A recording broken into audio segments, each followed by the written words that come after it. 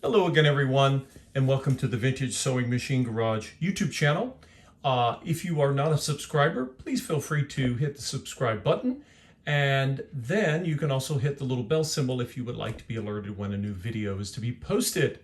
And thank you all for tuning in. So continuing on my series of videos for the Singer 99K, one of the things I wanted to show you was something that unfortunately perplexed many owners of certain sewing machines over generations, and that has to do with the bobbin plate.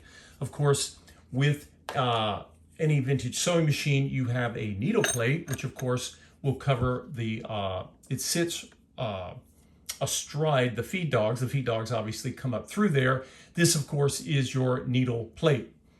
Then you have the bobbin plate, and that is the plate that you normally either lift, or in this case, in the case of the Singer, you slide it out of the way to put your bobbin in, and then you slide it back, and then you have a nice flat full surface to run your fabric across. Well, some of the Singer designs were set up so that the plate would install and not come off when you slid it. And in order to install it or uninstall it, it's a sort of an odd thing. So let's take a look at the underside, and you'll see what I mean. Notice that there are grooves in the bottom of the bobbin plate, and then as you get down toward this end, right, they curve, and that's sort of their way of stopping. Now, what is going to stop on this curved, at the curved end of these grooves? This, of course, right here is the opening that's going to join, it's actually, where is it going to join here? Let's see here. Oh, this is, of course, this hole right here allows you to, when you're trying to access your thread, you can also, when you push this in, it helps align your thread. Sorry if that did not make sense. So when you are trying to figure out how to install this plate, it can be very strange. This is an original Singer. It says Simanco, which is Singer Manufacturing Company. This is an original plate. If you don't have one, and you might not, because Singer 99s, Singer 66 models would often have their plates missing. And the reason was they would come loose, usually because someone took them off, and then they couldn't figure out how to put them back on. So how do they install? Well, right here, you will notice is I don't know if it's called a butterfly, spring, or clip, but it is shaped sort of like the bottom of a bowl, right? And the two ends, you can see right here, here's one end. I can get under it here to, where's my little screwdriver? It'll be easier. There's a little end here, okay? And I'm not gonna push hard because I don't wanna bend this, right? And then there's one on this side. And if you see, it'll lift up, right? It's under tension. And there is if I can move our little bobbin case holder out of the way here, there's a screw that holds it in place. Now, this can be removed and you can replace it if yours is broken. They almost never break, thankfully.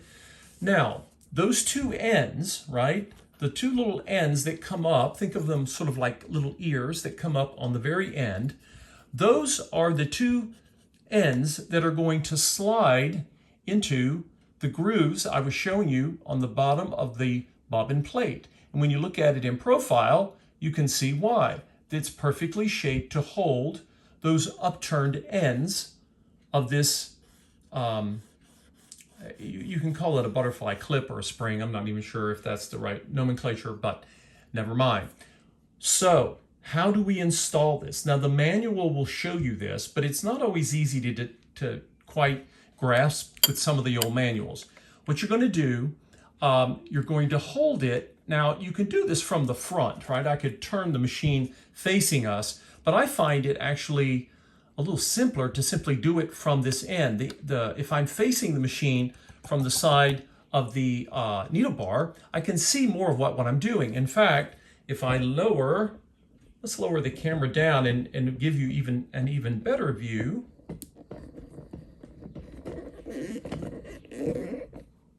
All right, right, let's try that, because I want you to really see what is happening, because sometimes understanding what's going on underneath will help you figure out how to get it back on. So you can try sliding it just straight, right? Sometimes that will work. Sometimes you have to angle it. But before you angle it, just try sliding it straight. Now, sometimes one end of the clip might be higher than the other, and sometimes that's done to help you get it installed, okay? It may help to, like I said, I haven't put the needle plate in yet because I need working room. And then I have my pressor bar up and out of the way. So I can try sliding this backwards and see if it will lock in. And we're about to find out. Now, you want to make sure that your machine is level, because if it's dipping below the level of the case, and sometimes the things sag over time, that might also block you. So I'm going to pull, okay, now I've pulled it out. Now watch what happens. I'll keep pulling it toward me. It should stop. And there it is. It will not pull. If I keep pulling, it stops, because it's not supposed to go any further. Why? Those little upswept ends of that spring are now in that little curved area of the groove I showed you underneath. That's how it's designed to work. So when putting our needle plate in is going to be, we don't have to worry about it being in the way, right? Just in case you needed that amount of wiggle room. So when you put your bobbin in and you're ready to get going, you simply slide the bobbin plate back, and there you go. Your bobbin plate is now perfectly in. So if you've ever had one of these machines and you're like, why, how does this go on? Again, seeing it done, especially knowing that you can tell more about what's happening and have better success if you can see it from the side. It might be helpful. It helps me anyway. Now I'm going to scoot this back a little bit because I haven't put the bobbin in yet. But this is how this is done. And then again, once we know that that's been done, it's just a matter of putting in our screws for I'm just going to put 1 drop of oil. You don't need to do this in normal oiling. These screws may not have had oil since they left the factory in Scotland all those years ago, and it just helps for future removal.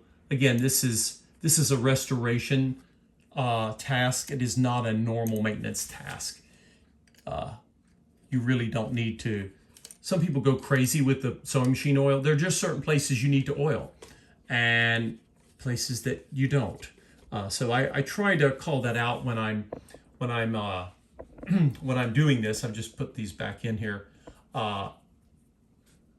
because those of you who are new to this hobby may not realize that oh, I don't need to do that every time. No, I like to do it just because, for the future, that should be enough oiling on these screws to last a decade or more. So, but other oiling points, especially those you see in your user manual, those are designed for whenever you're starting a sewing project. And I've talked in the past in other videos about, when to oil a machine, how to oil it. And I guess I'm on a streak today. You will find in the process of this hobby, things will go flying out of your hand. So thus, I have, that didn't help. It didn't help me in this case, but I have a sort of a thick mat here. It's sort of made, it's almost like I don't know what to call it, some sort of looped fabric. But anything that you have, even a towel, old towel, will be good at hopefully catching most things. Obviously, it wouldn't have helped me here. So we have now installed this needle plate. This will work for Singer 99s of any country or manufacturer. Doesn't have to be a 99K. It applies to the Singer 185s. It applies to the Singer 66, and the 66 goes all the way back to the treadle days. That's one of the things I love about Singer, many things I love, and one of them is that they didn't change things around constantly. They would make improvements, but they were slower at it. People in the past would criticize Singer for sticking with old designs, but as a restorer, I love it because you know, the parts availability, the compatibility is just, nothing comes close. So I love many different brands of machines. I restore many different brands, but the fact is, when you're restoring vintage sewing machines, Singers are, bar none, in my humble opinion, the easiest and simplest, generally speaking, to overhaul, to find parts for, you know, whether it's vintage or reproduction parts. So anyway, I hope this was helpful to those of you who have this plate, or maybe you don't have the plate.